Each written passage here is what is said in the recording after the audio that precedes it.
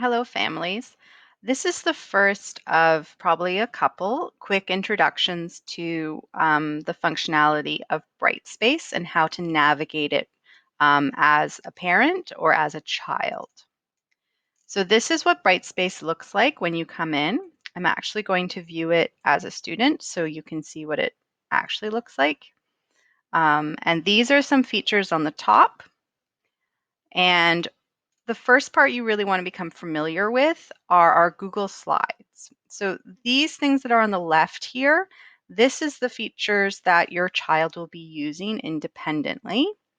And all of the parts on the right here, these are the features where information will be there for you as the parent. So the first slide is actually a welcome from Principal Ure. This is her digital office. There are different things in here that the students can click on. For example, if you click on this, the O Canada flag, O Canada will play. And if you click on this, as you can see, the audio has already been embedded here. You will hear a recording of Principal Ure reading the acknowledgements of traditional lands and territories. This is me, and this is the daily schedule. And when you click on any of these buttons, you'll see that it's always going to be this button with the blue background. You will hear the audio instructions for the child. And this is our week 1 literacy slide. So all of these slides go in order. There's week 1, week 2, week 3, all the way up to week 6. Currently, we only have week 1 and week 2 up on our on our BrightSpace. When they go to week 1 literacy, they click on certain features to take them to different things that they need to work on for each day. This button explains the instructions for the child. So for example, you go to this, it says day 1, and then the child will recognize these arrows. There's also audio that starts from me, so you do not need to read these for your child.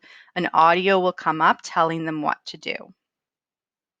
And then there's always the same button for home. They will come back to the main page. So I try and keep it very similar. So it's the same types of buttons and features so that your child becomes familiar with the consistency so that they can, whatever device it is that they're using, a laptop, an iPad, a cell phone, they will be able to recognize what they should be clicking. This is the learning area slide. There's a lot of different things for them to click. Every single feature within here, every image, when you click on it, it will take you to another slide, or it'll take you to an outside source from BrightSpace.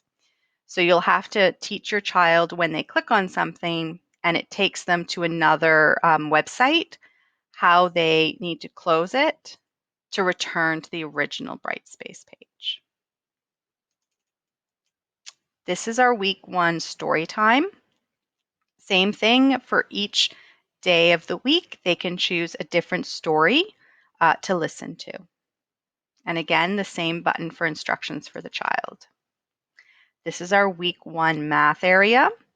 Again, for every day of the week, there's a different activity for them to choose and some additional readings and books. And like before, the same audio button tells them what to do. And you can see here, this is week 2. So really, it's up to you to help track that your child is doing the correct week and day to day what they should be doing. I'm going to go back up to the top to explain.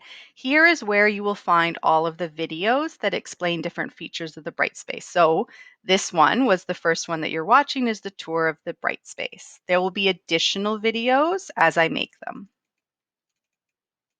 There's this parent information slide. And finally, this is a spot where you can email me directly. And as I have written here, please note that I do have a full-time role in the school, and my full-time job is not being an online virtual school teacher. It is actually to be a special education resource teacher. But I will try and get back to you as soon as possible when you email me. Thanks.